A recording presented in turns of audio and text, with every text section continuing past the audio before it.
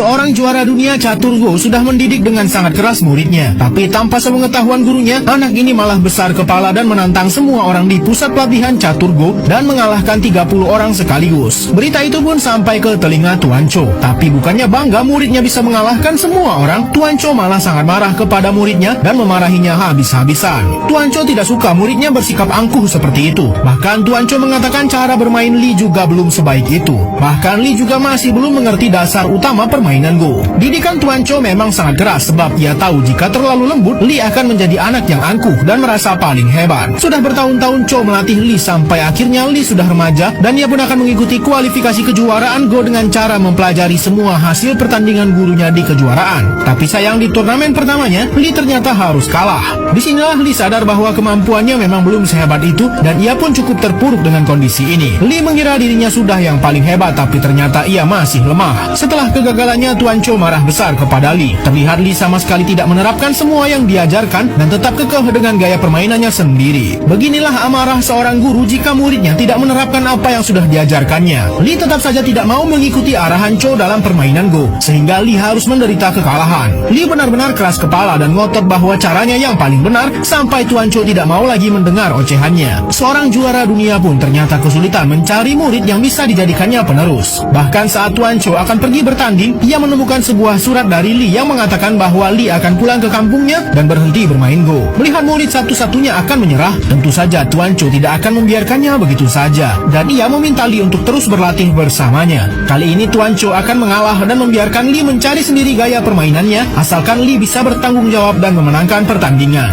Ternyata usaha Tuan Cho selama ini tidak sia-sia. Cho mengajarkan Lee untuk tetap fokus di setiap langkahnya dan jangan pernah takut dengan siapapun lawannya. Lee bersama gurunya pun kini sama-sama sudah ke tahap semifinal dan saat bertanding, Tuan Cho bukannya fokus dengan pertandingannya, ia malah mengintip anak muridnya. Lawan Tuan Cho pun merasa kesal karena seperti diremehkan, tapi saat Cho kembali ke meja, sebentar saja ia memenangkan pertandingan. Pria ini sangat penasaran bagaimana hasil pertandingan muridnya. Lee saat ini sedang melawan senior yang cukup hebat, tapi ternyata Lee bisa memenangkan pertandingan dan akhirnya Tuan Cho sadar bahwa ia akan bertanding melawan muridnya di final. Lee sempat gugup karena gurunya itu adalah pemain Go terbaik di dunia dan saat Tuan Cho melihat ke kamar Lee, ternyata Lee sudah mencatat semua gaya bermain Tuan Cho. Sepertinya Lee sudah sangat mempersiapkan diri untuk melawan gurunya sendiri. Saat hari pertandingan tiba, terlihat Tuan Cho dan Lee sama sekali tidak ngobrol dan Tuan Cho saat ini benar-benar menganggap muridnya adalah musuh. Pertandingan pun akan segera dimulai dan Tuan Cho mengawali permainan dengan sangat bagus. Lee benar-benar tertekan. Semua orang sangat antusias menantikan hasil pertandingan dua pemain Go terhebat saat ini. Lee sempat kehilangan fokus dan saat ini posisinya sudah diambang kekalahan. Ia sempat ingin menyerah, namun Lee teringat pesan dari gurunya bahwa saat kamu panik, cobalah mengingat semua hal yang membuatmu tenang. Lee mencobanya dan mengingat semua dentuman jam di rumahnya. Alhasil Lee pun sangat tenang dan bisa membaca permainan akan seperti apa ke depannya. Dan kini malah gurunya yang terpojok dan kehilangan fokus.